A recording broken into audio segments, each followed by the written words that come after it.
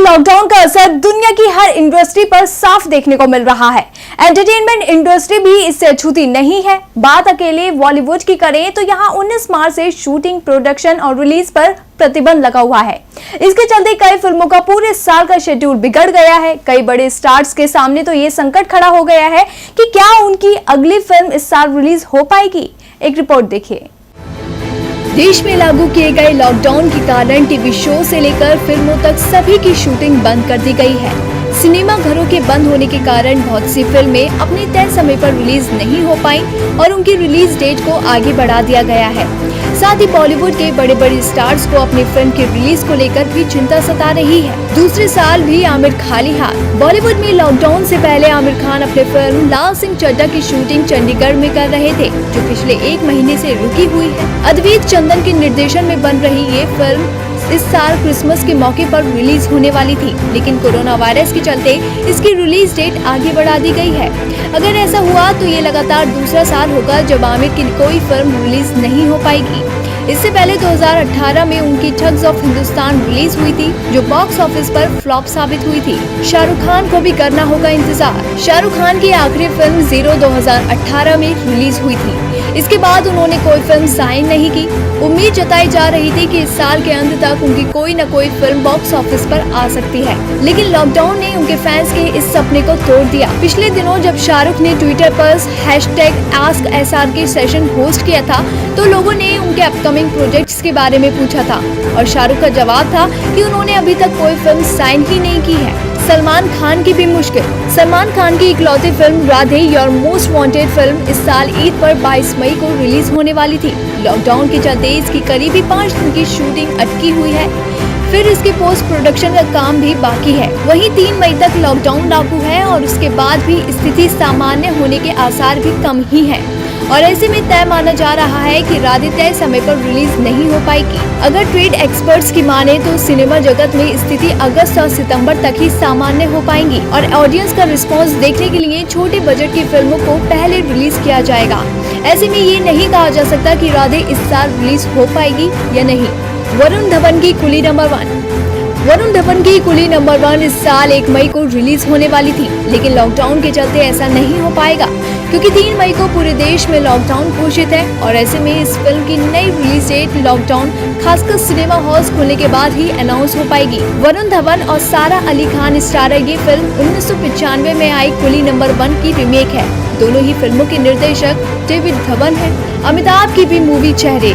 अमिताभ बच्चन की इस साल 3 फिल्में कतार में थी, जिनमें से एक गुलाबो सिताबो 17 अप्रैल को आने वाली थी, जो अब आगे बढ़ चुकी है। उनकी अगली फिल्म 8 मई को आनी थी, लेकिन उसका टलना भी निश्चित है, क्योंकि मई में सिनेमा हॉल्स खुलने की कोई संभावना नहीं है। लेकिन हाँ, अगर स्थिति सामान्य हो जाती है तो उनकी चेहरे जरूर तय समय पर रिलीज हो सकती है।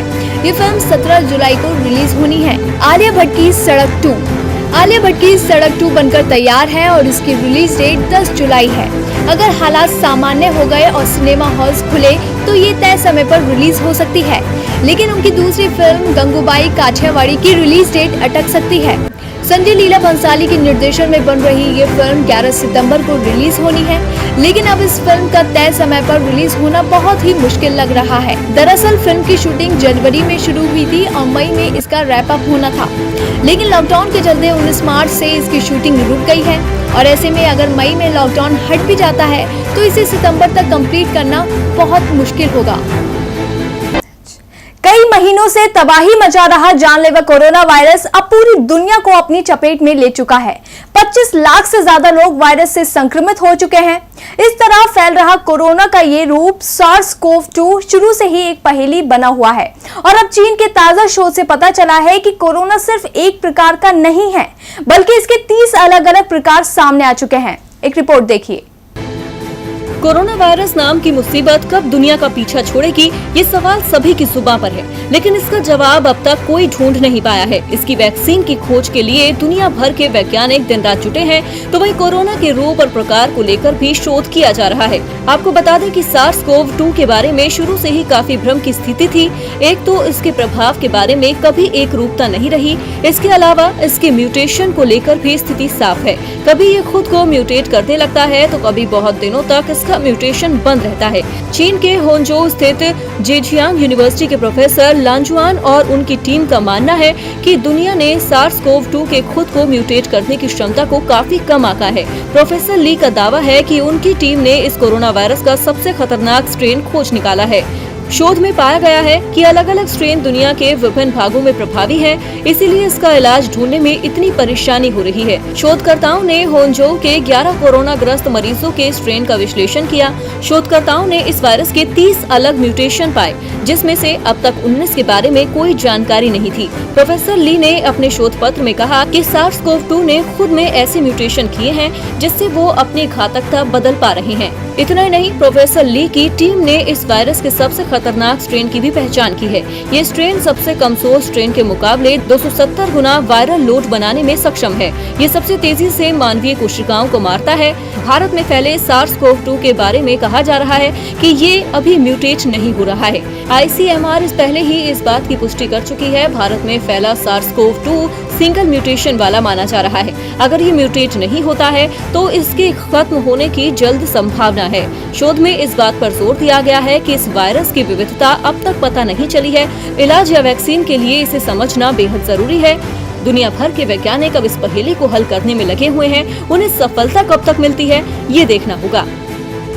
वैश्विक महामारी कोरोना वायरस अब पूरी दुनिया में अपना प्रकोप दिखा रहा है। भारत और उसके पड़ोसी देश भी कोरोना से बुरी तरह प्रभावित हैं, जिसके चलते अब कोरोना वायरस से चल रहे इस युद्ध में भारत ने अपने पड़ोसी देशों की मदद का फैसला लिया है और एक रैपिड रिस्पांस टीम बनाई जा रही है। रिपोर्ट देखिए।